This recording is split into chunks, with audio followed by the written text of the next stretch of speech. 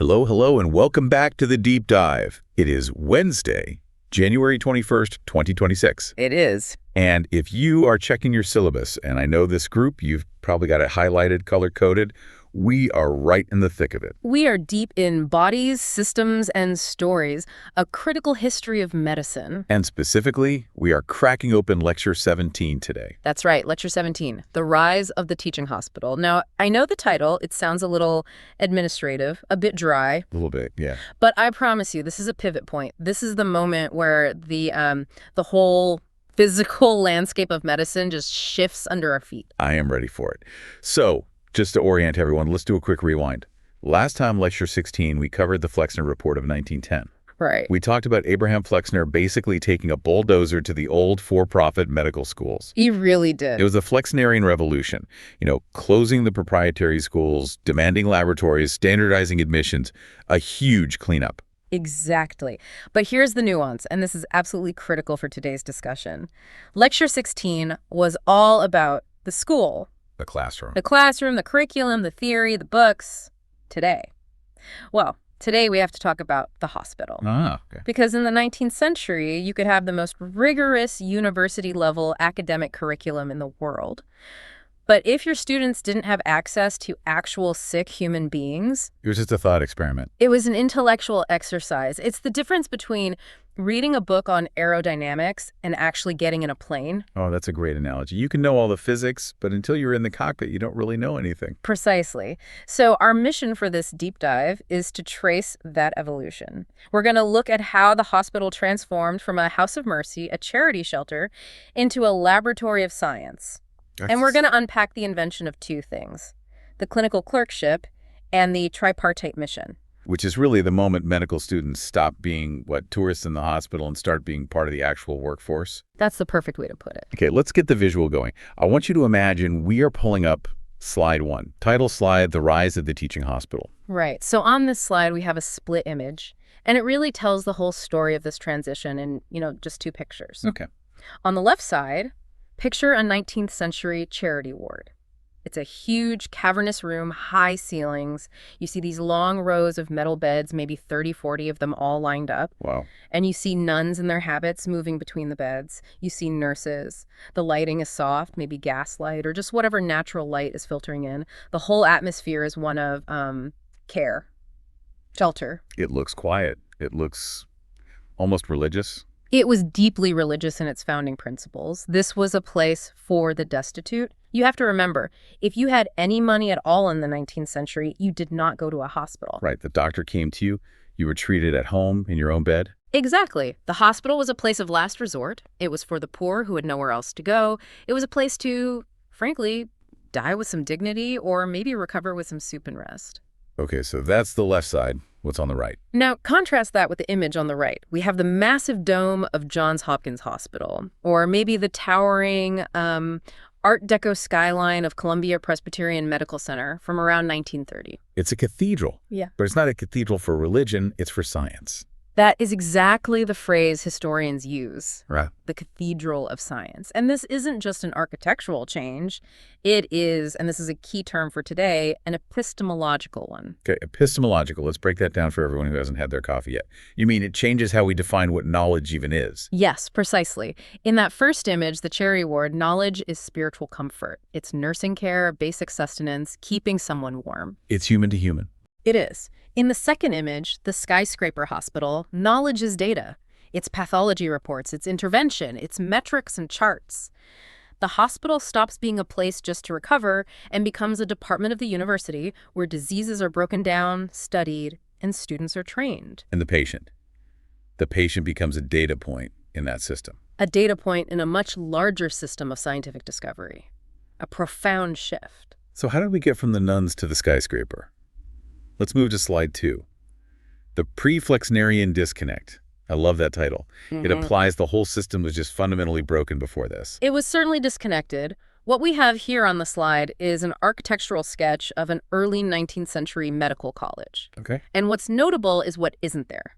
A hospital. There's no hospital. They're often physically miles apart, separate institutions, separate missions. Wait, so walk me through the student experience then. You go to medical school, you sit in a lecture hall, you learn about the heart and the lungs from a book.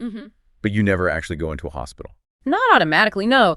Historically, the schools and hospitals were separate legal and financial entities. The schools were often proprietary, remember? For-profit businesses, right? Yeah. Run by local doctors who would just split the tuition fees. Exactly. They taught the theory, the didactic part.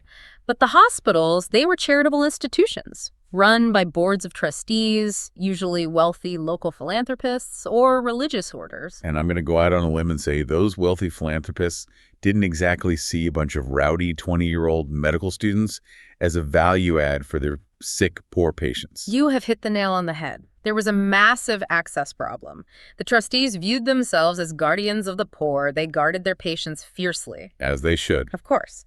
And they looked at medical students and saw a threat. Students were noisy, they were inexperienced, they brought dirt and mud in from the street, and frankly, they were just seen as a disruption to the core mission, which was rest and recovery for the patient. So you have the trustees on one side saying, we are here to save souls and comfort the weary, and the medical school on the other side saying, we really need some bodies to practice on. That is the fundamental conflict. The schools literally had to beg for access to what they called clinical material. Ugh, that term. Clinical material. It's so chilling. It is, but it was the industry standard. And here's the thing, even when they got in, it wasn't hands-on. Right. This is the amphitheater model that the source material mentions. I have this mental image of a dark, circular operating theater, like a pit. Yes, the famous surgical pit. It's exactly that. You'd have the professor, the great man, down in the center. Maybe he's performing an amputation or dissecting a cadaver or lecturing over a patient who has been wheeled in. And the students. The students are way up in the steeply tiered rows, peering down from above. So they're watching. They're not doing. It was completely passive observation. You might see a procedure from 20, 30 feet away, maybe through a cloud of cigar smoke. But you're not listening to the heart yourself. You are not feeling for the tumor. You are not the one taking the patient's history. It was a strict look but don't touch model. It just seems incredibly dangerous by our standards. You could graduate with a medical degree having barely touched a living patient. And many did. Which brings us to the turning point. Let's move to slide 3. The intellectual revolution. Hospital as laboratory. And this is where Flexner comes roaring back into the story. He does. And he brings a very specific, very powerful argument. We have a quote here on the slide from Flexner, and he's really echoing the great French physiologist Claude Bernard. What's the argument? Flexner argued that the hospital should be the laboratory of the clinical teacher. It should be seen in the exact same way that the chemistry lab is the workshop of the chemist. That's a powerful comparison. It's vital. Flexner essentially said, look, you cannot learn medicine from a book any more than you can learn how to swim from a lecture. You have to get in the water. You have to get your hands dirty. But more importantly, this signaled that big shift in epistemology we touched on earlier, how we know what we know. Because before this, medicine was largely based on the patient's story, right? Yeah. Tell me how you feel, let me look at your tongue. Exactly. It was narrative-based or based on ancient theories of humors. But with the rise of scientific medicine, bacteriology, pathology, lab tests, you needed to observe the biological reality. You needed hard data. You needed hard data. You had to test fluids, you had to count cells, you had to measure output. You can't do any of that in a lecture hall. The hospital had to become a lab because that's where the biology was happening. And this must have caused a massive power struggle. Oh, huge. Because if the hospital is now a laboratory, then the scientists, the medical school professors, they need to be the ones running it. Yes. The nuns and the philanthropists, they effectively have to step aside. This is what historians call the power shift. Medical schools began demanding not just access, but control over hospital staffing. So they're not asking anymore. No, they're telling the trustees, look, we can't just come in as guests. We need our professors to be the chiefs of service. We need to run the wards from top to bottom. They wanted to ensure that teaching and research would take priority over mere efficiency or even just basic custodial care. That sounds an awful lot like a hostile takeover. In many ways, it was. It was a takeover of the charitable mission by the academic mission. Now, the argument they made was that by making it more scientific, you were actually making the care better for everyone. Which might be true, but... But the motivation was clearly about securing access and control for the university. Okay, so let's bridge that gap. We have this powerful idea, the hospital as a lab. But what does that actually look like on a Tuesday morning for a student? This brings us to the clinical clerkship and the Tripartite Mission. Right. And to understand this, we have to talk about Johns Hopkins, and specifically legendary William Osler. Osler, the man, the myth, the mustache. He's the one who always looks so dignified in those old black and white photos. He really is the central figure here. When Hopkins opened in the late 19th century, it was the first institution in the U.S. that was designed from the ground up to fuse the university and the hospital. And Osler was the one who implemented the clinical clerkship. Define that for us. What exactly is a clerk? It sounds like you're filing paperwork. Well, the term comes from the British tradition, and there is some paperwork involved. But a clerk is a student who is no longer just a spectator in the audience. Okay. Osler moved the third and fourth year medical students out of the lecture hall and onto the wards. They became part of the working team. They were assigned their own beds, their own patients. So they're responsible. They're responsible. They recorded the history. That's the clerk part, clerking the history. They did the full physical exams. And they did the lab work, the urinalysis, the blood counts, right there in little laboratories that were set up on the wards themselves. So they are learning by doing. They're terrified, I'm sure, but they are learning. They're terrified, but they're also useful. And that is the key distinction. In the amphitheater, the student is a passive nuisance. In the clerkship, the student is labor. They're providing documentation and basic lab work in exchange for their education. But this shift, to science and to using the patient for learning, it must have raised a big concern. Is medicine becoming too cold? Too scientific? A huge concern. And a valid one. If I'm a patient, particularly a poor patient in a charity ward, I don't want to be a specimen in your lab. I want to be a sick person who needs help. Right. And this is where a guy named Francis Peabody comes in. The source material from Time to Heal highlights him beautifully. Peabody was at Boston City Hospital, and he was sort of the philosophical counterbalance to that cold, hard scientific model. Okay. He has this famous quote that I swear every medical student still hears in their first week. I think I know it. The secret of the care of the patient is in caring for the patient. That's the one. It sounds so simple, almost the tautology, but it's profound. Peabody's argument was that the teaching hospital, this new scientific machine, was actually better for patients than the old cherry model, but only if you kept that element of humanity. How did he justify that? How was being a teaching case better? He argued that the scrutiny was the safety net. In the old model, an overworked doctor sees you for maybe 2 minutes and moves on. Right. In the teaching hospital, you have all these layers of observation. You have the best minds, the professors, coming to the bedside. You have bright, attentive, and yes, terrified students who are going to spend hours with you because they have to write a detailed report. He argued that the intense observation required for teaching meant a patient's real disease was far less likely to be missed. So more eyes on the problem means better care. That was the argument.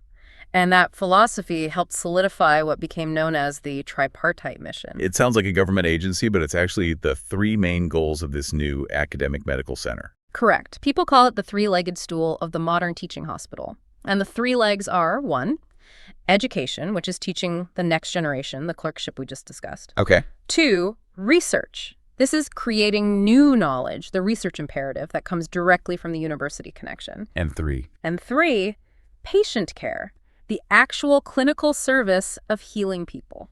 And the tension, I'm assuming, is that these 3 things don't always coexist peacefully. In fact, they seem like they would be actively fighting for time, money, and attention. They are in eternal conflict. Research takes time and money away from patient care. Education slows down patient care enormously, and the demands of patient care pull you away from your research. The modern hospital is in a constant state of trying to balance these 3 legs without the whole stool falling over. And I imagine, depending on the institution, one of those legs is always a little shorter than the others. Speaking of things falling over, let's talk about the structure that was built to hold all of this together. We're on slide 11, the hospital hierarchy. And the visual here is a pyramid, a very steep pyramid. It's a very rigid pyramid. It looks like the Army. It essentially is, and that is not an accident. This rigid, almost military-style structure was designed to manage the incredibly complex flow of the hospital as laboratory. You need a clear chain of command. You absolutely need a clear chain of command when lives are at stake and you're trying to teach at the same time. You can't have a committee meeting when a patient is bleeding out. Good point. So walk us down this pyramid. Who is at the very top? The 5-star general. At the absolute peak is the chief of service. In this new Flexnerian model, the chief is almost always the department chairman from the university, a full professor. So they have both academic and clinical power. They hold absolute power. They are the bridge between the medical school, the academic side, and the hospital, the clinical side. They hire, they fire, they set the entire tone for the department. The general. Okay, who's below them? Below the chief, you have the attendings. These are the senior, fully trained doctors. Yeah. Then the chief resident, who's like the top sergeant. Then the other residents and interns, and we'll get into them in our next deep dive. And then way down at the bottom, The student? the clerk, The medical student. and below the student. Well, technically the patient is the focus of all this activity, but in terms of the power dynamics within the institution, the student is often made to feel like the absolute lowest form of life on the ward. The source material uses the term scut work. That is such a wonderfully gross-sounding word. What is scut? Scut work is all the menial, thankless labor of the hospital. It's the tasks that require no medical degree, but are absolutely essential for the machine to keep running. Like what? Drawing blood at 5 a.m., running urine samples down to the lab, wheeling a patient to X-ray, chasing down old paper records from a dusty basement file room. Yeah. That's scut. So why make the future doctors do that? Is it just a form of hazing? There's definitely an element of initiation ritual to it, for sure. But the logic at the time was transactional. The student has no license, they can't prescribe drugs, they can't operate. So how do they pay for the privilege of learning at the bedside? With their labor. With their labor. They do the grunt work, they liberate the interns and residents to do the real doctoring. You do the sput to help the team, and in exchange, the resident or the attending might take 10 minutes to stop and teach you how to listen to a heart murmur. It sounds exhausting, but also, from a purely management perspective, it sounds wildly inefficient. Which brings us right to slide 13, the cost of education. Yes. There's this myth that teaching hospitals must be super efficient because they have all this free labor from students and residents. Right. But the reality is the exact opposite. Teaching is incredibly inefficient. You have to stop and explain everything you're doing. Exactly. I mean, imagine a doctor doing rounds alone in a private community hospital. They walk in, check the chart, see the patient, ask 2 questions, write an order, and they move on. The whole thing takes 2 minutes. Okay. Now imagine teaching rounds. You have a whole pack of people. The student has to present the case haltingly, maybe getting some details wrong. The attending corrects them. Then they stop to give a mini lecture on the physiology of the disease. Then they all troop to the bedside, where the attending demonstrates the physical exam for everyone to see. That same patient visit now takes 20 minutes. 20 minutes instead of 2. So time is money. Time is money, and labs are money. Students, because they're curious or unsure, they order more tests. They use more supplies. It's just a fact. Teaching hospitals are inherently more expensive and less efficient to run than community hospitals. So how do they pay for it? Who foots the bill for all that extra time and all those extra tests? Cross-subsidization. This is a key economic concept for this whole era. The hospitals began charging their paying patients more. They would inflate the bills for the wealthy patients, or later the insured patients, to subsidize the cost of teaching and to cover the cost of care for the poor who couldn't pay anything at all. The Robin Hood model. Take from the rich private rooms to pay for the poor charity wards. In a way, yes. But this created a brand new and permanent tension. You now have the hospital administrators, the suits in the front office, who are focused on the budget, on efficiency, on the bottom line. Right.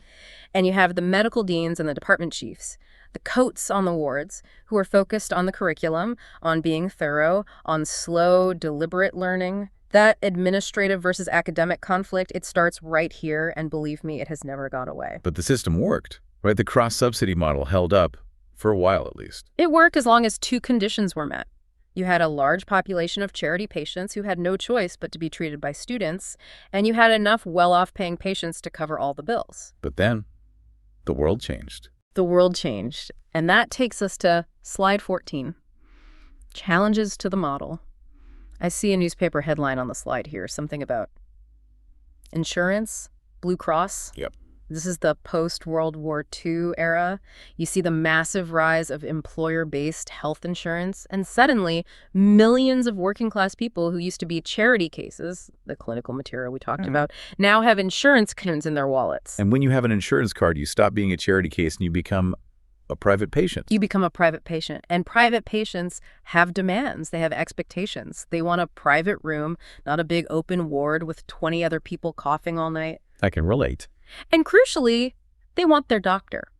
They do not want a nervous 24-year-old student practicing a pelvic exam on them. They do not want a resident they've never met before making life or death decisions about their medication. Can't say I blame them. If I'm the one paying the bill or my insurance is, I want the expert. It's a completely rational and understandable position. But for the medical schools, it created a clinical material crisis. A crisis. A full-blown crisis. Remember, the charity ward was the classroom. That was the explicit social contract. You get free care from our hospital, and in return, our students get to learn on you. As the charity ward began to disappear and everyone became private, the schools lost their captive population of patients. That feels like a huge ethical shift, too. It's not just about the economics of it. It's massive, and it coincided with the rise of the patient rights movement and general consumerism in the 1960s and 70s.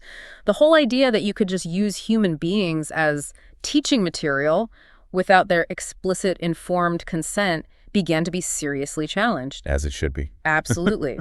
But it forced the medical schools to completely rethink how they teach when the patients suddenly had the power to just say no. Well, that is a tough spot to be in. You absolutely need to learn, but you can't learn without patients, and patients don't necessarily want to be the ones you learn on. It remains one of the fundamental ethical and practical tensions of medical education to this day.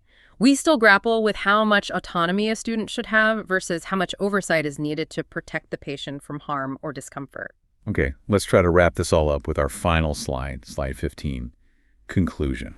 And we've got this really cool visual here of a modern medical student looking at a tablet at a bedside, but there's this ghostly, transparent image of that old 19th century ward overlaid on top of it. It's a perfect summary image, I think, because we have to recognize that for all its problems, the teaching hospital was a triumph in many ways.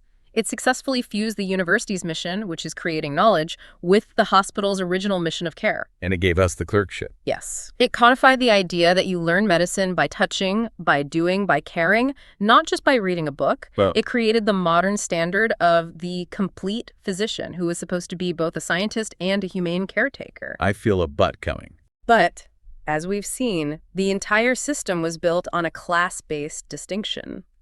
It was built on the backs of the poor, who served as the raw material for this incredible educational machine. And as society became more egalitarian, at least in terms of insurance coverage, the system had to scramble to adapt. We are still navigating that ethical tension today. That is absolutely fascinating. We started with nuns and we ended up with insurance adjusters. But that core image, the student at the bedside, it's still the same. And that student is about to graduate and move up the pyramid. That is the perfect transition. So we've set the stage, the hospital, we have the actors, the students, but we all know the medical student eventually gets to go home and sleep. Who actually runs the show at 2 o'clock in the morning when a patient is crashing? The Iron Men, as they were called. Next time we are doing a deep dive into Lecture 18, Graduate Medical Education, Interns and Residents.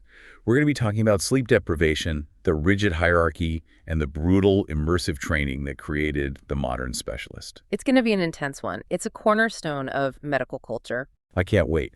So for all of you listening, the next time you're in a hospital or even watching a medical drama on TV, look around. Look for that pyramid. Yeah. See if you can spot the student who's probably doing the scut work. And maybe remember what Francis Peabody said, the secret of the care of the patient is in caring for the patient.